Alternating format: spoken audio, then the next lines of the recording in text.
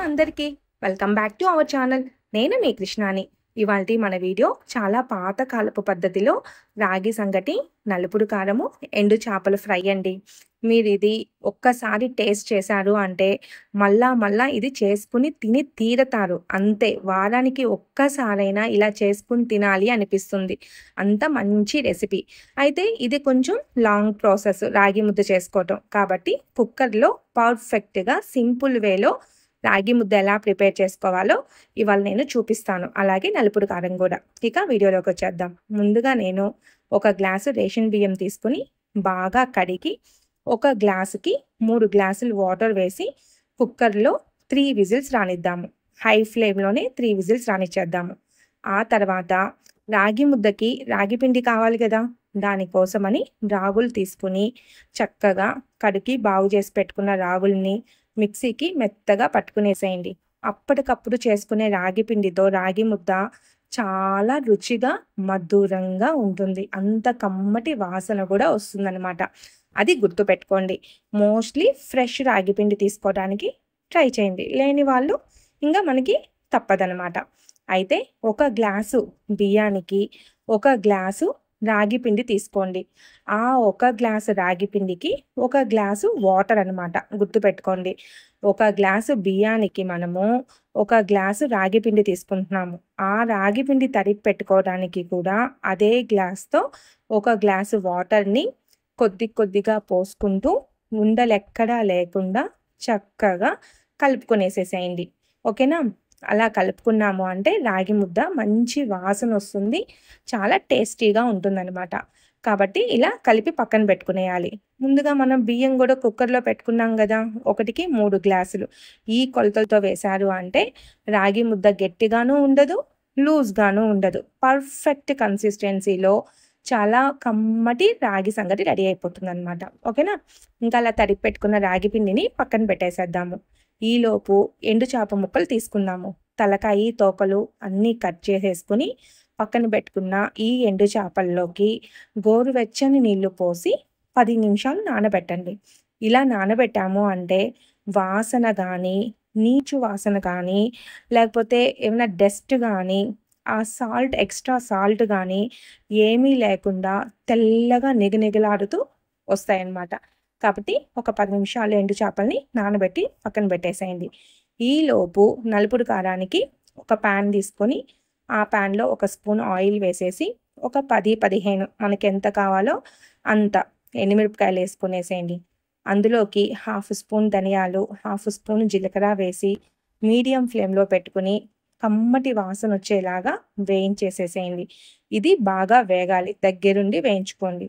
అందులోకి ఒక 4 వెల్లుల్లిపాయ రెబ్బల్ని 2 ముక్కలుగా కట్ చేసేసేయండి. అందులోకే మనకి కారానికి మనం ఎక్కువ కారం ఉంది అంటే చింతపండు ఎక్కువ వేసుకోవాలి. అదే తక్కువ కారం ఉందంటే చింతపండు తక్కువ వేసుకోవాలి. ఇది అంతగా కారం ఉండదు కాబట్టి నేను కొద్దిగా చింతపండు వేశాను. అలాగే స్టవ్ ఆఫ్ చేసేసి ఒక 1/2 ఆనియన్ ముక్కల్ని కూడా వేసేసి ఆ వేడికే కలిపి పెట్టుకుంటున్నాను అనమాట. ఈలోపు అది చల్లారేలోపు ఈ ఎండు చేపల్ని కడుక్కుందాము. చూడండి, అవి మనం వేయించేలోపు చక్కగా నానిపోయి దాని మీద ఉండే వైట్ మొత్తము కూడాను, అంటే సాల్ట్, డస్ట్ అంతా కూడాను చక్కగా బయటకు వచ్చేస్తుంది. చేత్తో అలా అనుకుంటే దీన్ని తీసుకుపోయి రాయి మీద రుద్దటము, బాగా కడగటము, అదే పెద్ద వాసన వస్తుందని దూరంగా ఉంచటము అలా అంతా ఏమీ లేకుండా ఇలా గోరువెచ్చని నీళ్ళలో వేసేసుకున్నారంటే చాలా పర్ఫెక్ట్గా వస్తాయన్నమాట. అలా కడిగిన తర్వాత మళ్ళీ నార్మల్ వాటర్తో 1కి 2-3 సార్లు వాటర్ మార్చుకుంటూ బాగా కడగండి. అలా కడిగితే నీచు వాసన ఏమీ లేకుండా ఇలా తెల్లగా వచ్చేస్తాయి అన్నమాట. ఓకేనా? ఇక వీటిని పక్కన పెట్టేసుకుందాము. ఈ నలుపుడు కారం ముందుగా మనం వేయించి పెట్టుకున్నాం కదా నలుపుడు కారానికి, అవన్నీ ఒక గిన్నెలో వేసేసుకుని దానికి తగినంత ఉప్పు వేసి అలా నలుపుకునేయాలన్నమాట. ఇది నలుపుకునే లోపు టైం పడుతుంది కాబట్టి ఈలోపు చేప ముక్కల్ని స్టవ్ మీద పడేసామంటే అయ్యే వేగిపోతూ ఉంటాయి చక్కగా. అందుకని సేమ్ ప్యాన్ తీసుకొని ఒక 2 టేబుల్ స్పూన్ ఆయిల్ వేసేసి అందులో మన ఎండు చేప ముక్కలన్నీ కూడా అడ్జస్ట్ చేసుకుంటూ ఆయిల్లో చక్కగా అమర్చి పెట్టేసేసి మీడియం ఫ్లేమ్లో పెట్టి వదిలేసేసేయండి. అవి దాని పని అది చేస్తూ ఉంటుంది. ఈలోపు మన సంగటికి కూడా 3 ప్రెషర్స్ వచ్చేసేసాయి.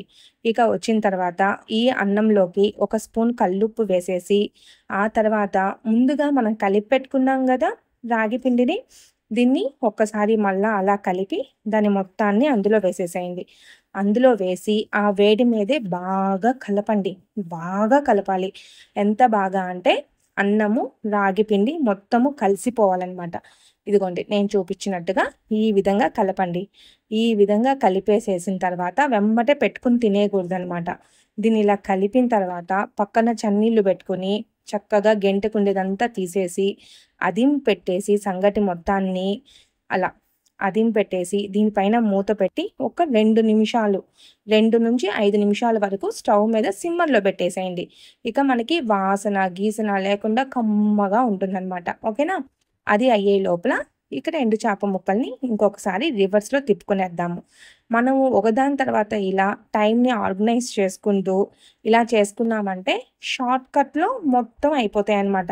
సంగటి అయిపోతుంది, చేపలు, నలుపుడు కారం అన్నీ అయిపోతాయి. ఓకేనా? ఇలా తిప్పి పెట్టేసుకున్నాం.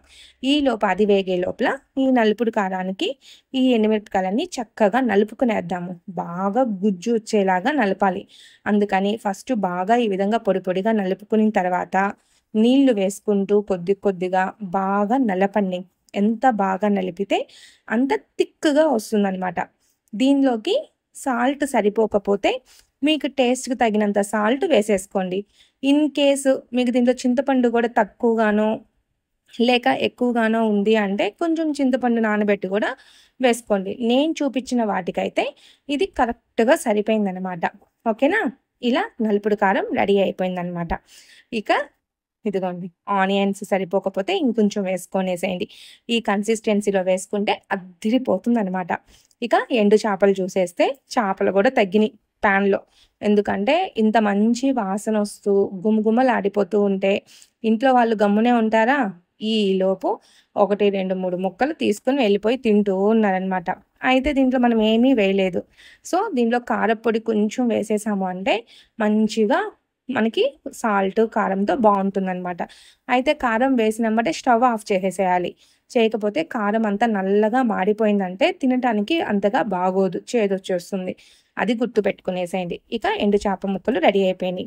ఈలోపు ఇది స్టీమ్‌కి వదిలేసాం గదా సంగటి, ఈ సంగటి కూడా రెడీ అయిపోయింది. ఒక్కసారి అలా తిప్పేసుకునేసి ఒక చిన్న బౌల్ తీసుకొని ఆ బౌల్‌కి తడి తడుపుకొని రాగి ముద్ద మనకి ఏ సైజులో కావాలో అంటే చిన్న పిల్లలకైతే చిన్న ముద్దలు, పెద్దవాళ్ళకైతే పెద్దవి.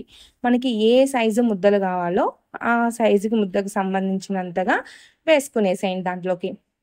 వేసుకొని పక్కన చల్లటి వాటర్ పెట్టుకొని తడుపుకుంటూ ముద్ద చేసుకోండి.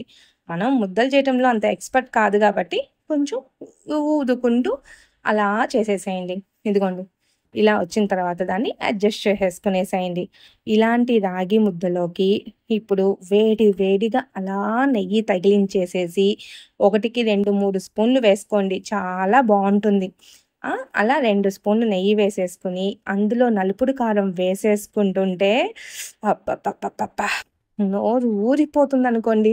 అసలు చూస్తుంటేనే ఇప్పుడు నాకు అంత కమ్మగా అనిపిస్తుంది. నోట్లో నుంచి వాటర్ వచ్చేస్తున్నాయి.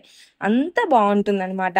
ఇక ఎండు చేప ముక్కలు అలా పెట్టుకునేసేసి ఎంచక్కా వేడి వేడిగా అలా నలుపుడు కారాన్ని అద్దుకుంటూ ఒక 2 ముద్దలు, ఒక 2 ముద్దలు ఎండు చేప ముక్కల్ని నంచుకుంటూ ఇలా తింటూ ఉంటే ఇంక ప్రాణం ఉండేది ఇందుకే కదరా స్వామి అనిపిస్తది. మన జన్మ ఇందుకే కదరా అనిపిస్తది. అంత మంచి రెసిపీ అనమాట. అయితే ఈ రెసిపీ మీకు కూడా నచ్చింది కదూ! ఇంకెందుకు ఆలస్యం? మీరు కూడా ట్రై చేసి మీకెలా వచ్చిందో కామెంట్ చేయండి. అప్పటి వరకు బాయ్ బాయ్.